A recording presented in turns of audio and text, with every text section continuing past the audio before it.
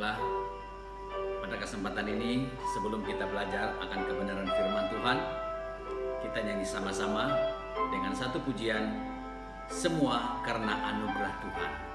Bukan karena kepintaran kita, bukan karena kebijaksanaan manusia kita, tetapi semuanya itu karena anugerah dari Tuhan.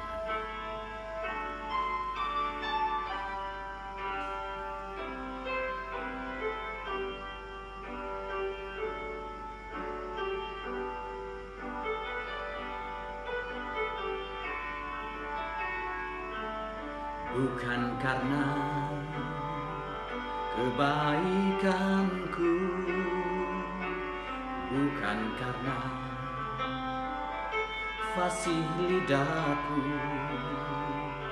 bukan karena kekayaanku, ku dipilih, ku dipanggilnya. Bukan karena kecakapanku, bukan karena baik rupaku, bukan karena kelebihanku, ku dipanggil, ku dipakainya. Bila kita dapat, itu karenanya. Bila kita punya, semua daripadanya. Semua karena anugerahnya diberikan kepada kita. Semua anugerahnya bagi kita bila kita dipakainya.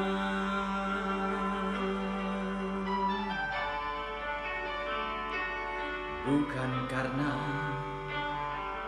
kebaikanku, bukan karena fasih lidahku, bukan karena kekayaanku,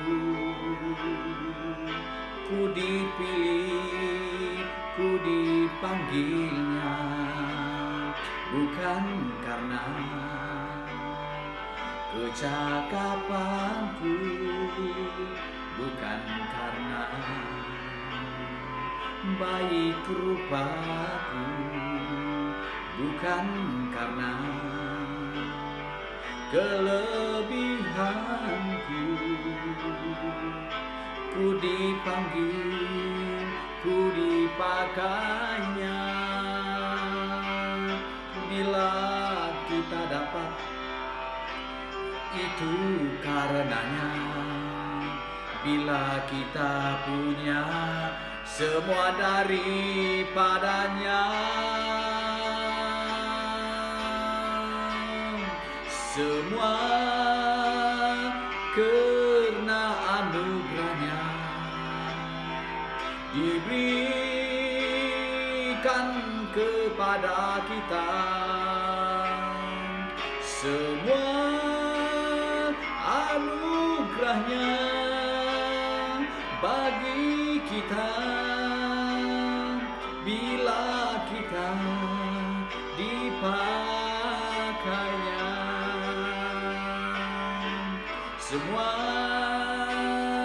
karena anugerahnya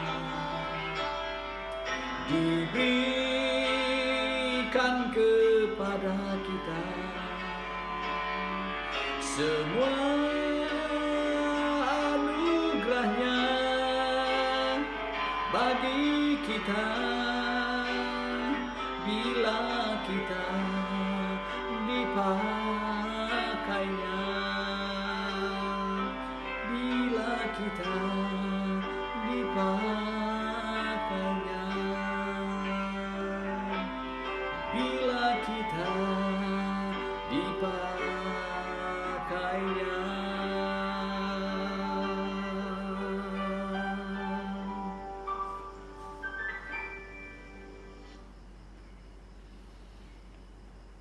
Kemuliaan, kebesaran hanya milik Sang Pencipta di dalam Kristus Yesus. Kita sangat bersyukur kepada Tuhan karena semua anugerah Tuhan. Bapak Ibu, para pendengar yang saya kasihi di dalam Tuhan Yesus, pada kesempatan ini saya akan menjelaskan di mana ada pertanyaan sebahagian manusia.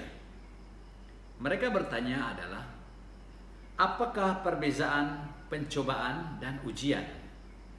Apakah sumbernya sama ataupun berbeza? Nah, dengan itu para pendengar yang saya kasih dalam Tuhan Yesus, marilah kita sama-sama mempelajari hal itu. Untuk mengerti hal ini, kita harus membedahkan antara pencobaan dan ujian itu. Para pendengar yang dikasih oleh Tuhan Yesus, istilah pencobaan kalau kita lihat dalam bahasa Inggris yaitu trial atau temptation, yaitu pencobaan. Itu berasal dari diri sendiri atau dari iblis dengan maksud untuk merusakkan atau untuk menjatuhkan seseorang. Contohnya, kalau kita perhatikan ucapan istri Ayub waktu Ayub dicobai oleh iblis. Ayub mengalami satu penyakit yang luar biasa. Lalu istrinya bercakap dengan Ayub, "Masih bertekunkah engkau dalam kesalehanmu? Kutukilah Allahmu dan matilah." Nah, ini. Dari manakah datangnya pencobaan itu?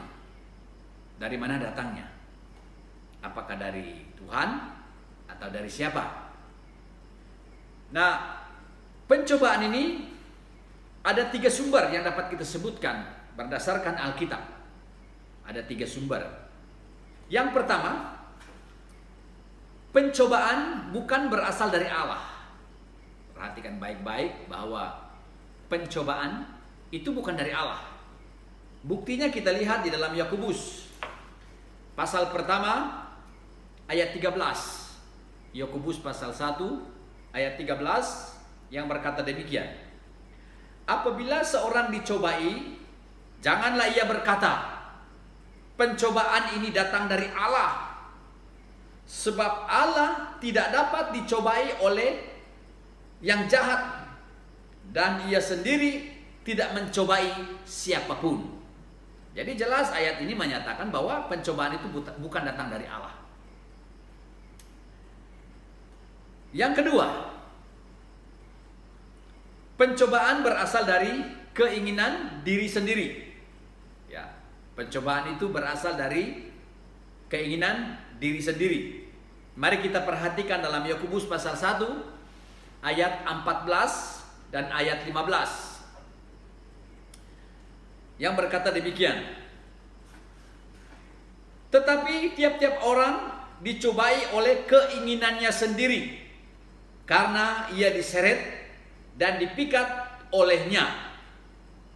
Dan apabila keinginan itu telah dibuahi, ia melahirkan dosa. Dan apabila dosa itu sudah matang, ia melahirkan maut. Jadi jelas ayat ini membuktikan bahwa pencobaan itu berasal dari keinginan diri sendiri. Ya, keinginan di sini bermakna keinginan yang sangat kuat atau nafsu yang sangat kuat. Itu ya. Kita punya keinginan nafsu daging kita. Yang ketiga, sumber yang ketiga, pencobaan berasal dari iblis. Ah, ini dia.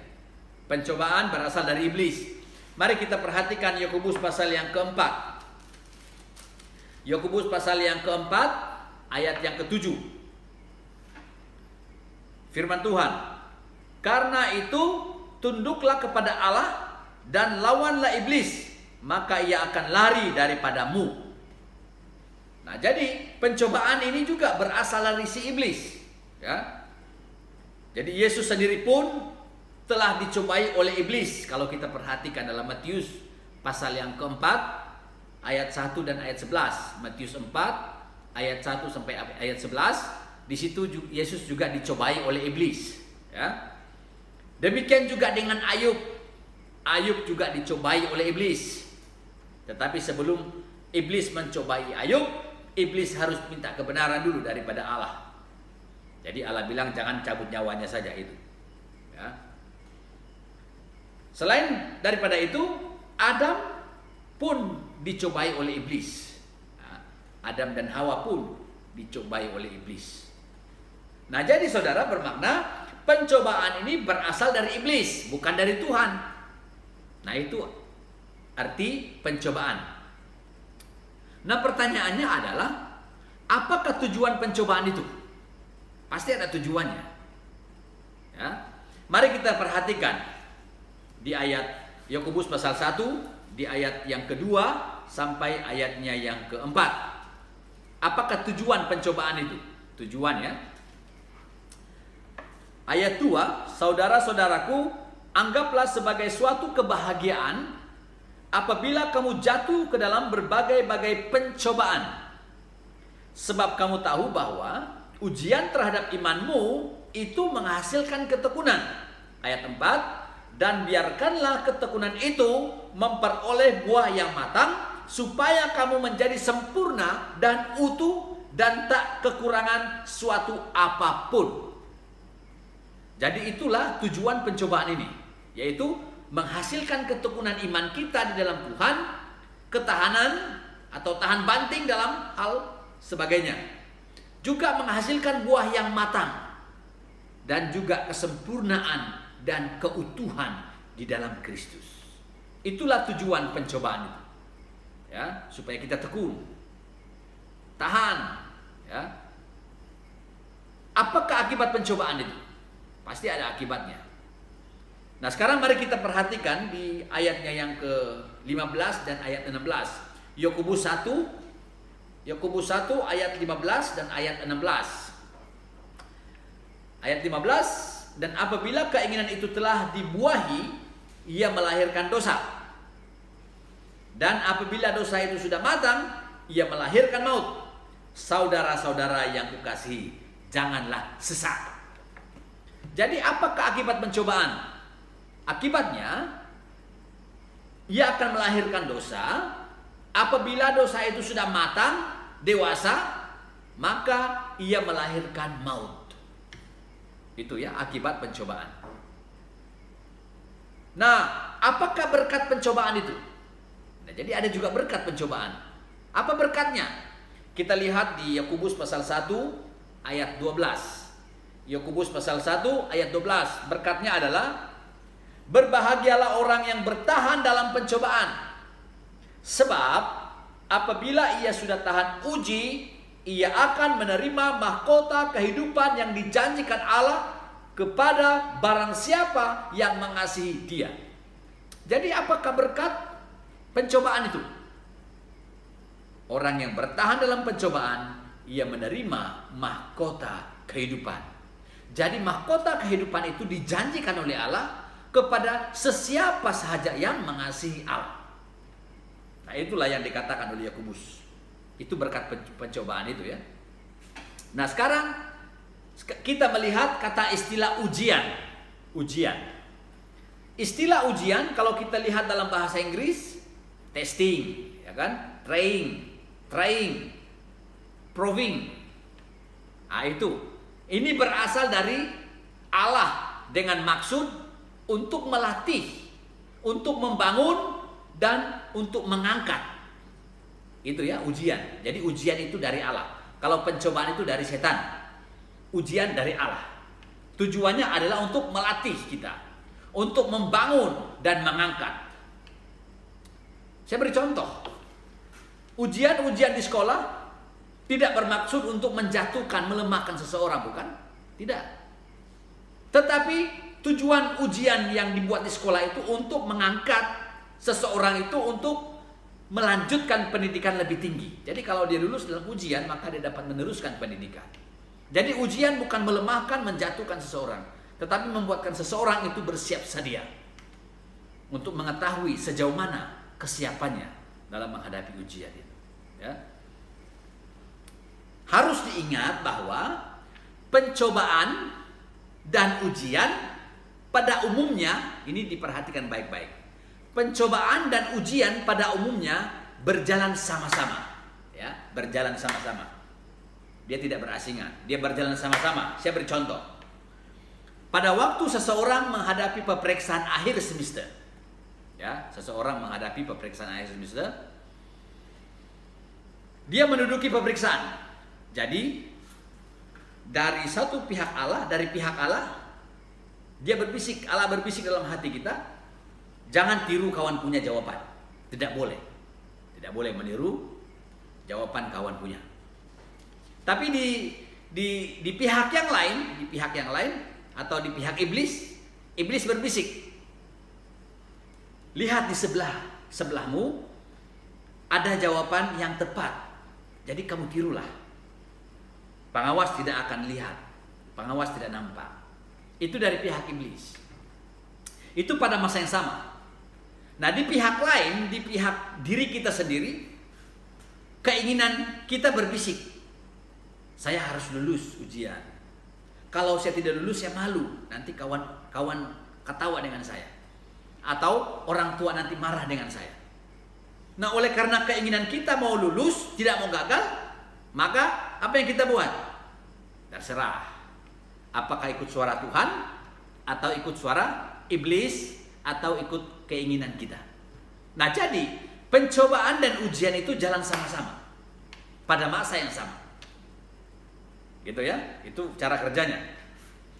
Jadi kita sebagai manusia di dunia ini, kita sering diperhadapkan dengan masalah-masalah seperti itu dalam kehidupan kita sehari-hari. Kita berada di persimpangan jalan yang membuatkan kita bingung.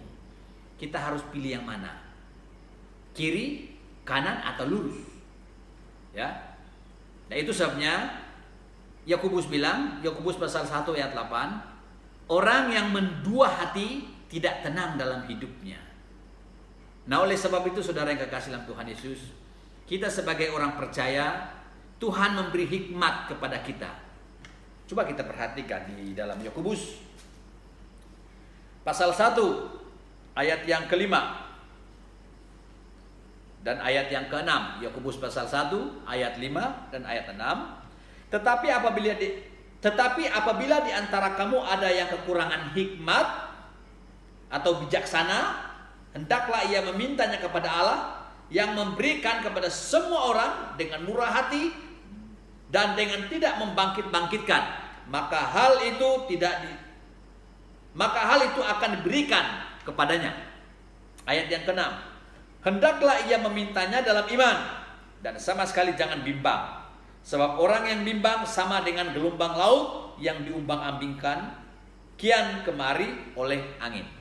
Nah, jadi saudara yang kekasih dalam Tuhan Yesus, kalau kita mengalami satu dilema, kita harus meminta hikmat dari Tuhan melalui iman, supaya Tuhan memberi kebijaksanaan untuk kita memilih. Nah, oleh sebab itu saudara yang kekasih dalam Tuhan Yesus,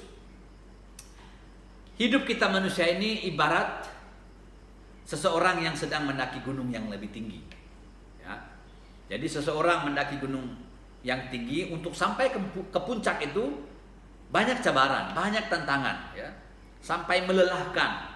Boleh-boleh kita berputus asa, ya. Tetapi selangkah demi selangkah dan akhirnya kita sampai ke puncak. Apabila kita sampai ke puncak, bagaimana perasaan kita? Pasti senang hati, bukan? Nah, itulah yang harus kita ketahui bersama-sama sebagai orang percaya. Nah, inilah yang saya jelaskan tentang pertanyaan pencobaan dan ujian. Lalu saya ulang kembali bahwa pencobaan itu dari setan, dari diri sendiri, dan ujian itu dari Tuhan. Pencobaan itu dari diri sendiri dan dari setan, tujuannya adalah untuk menjatuhkan, meruntuhkan, merosakkan. Tetapi ujian dari Tuhan untuk membangun, untuk melatih, untuk mengangkat kita, supaya kita memiliki iman yang kuat di dalam Tuhan. Jadi demikianlah perkongsian untuk kita pada kali ini. Biarlah semua ini adalah untuk kemuliaan Tuhan yang punya firman. Dalam nama Tuhan Yesus kita bersyukur semua. Haleluya.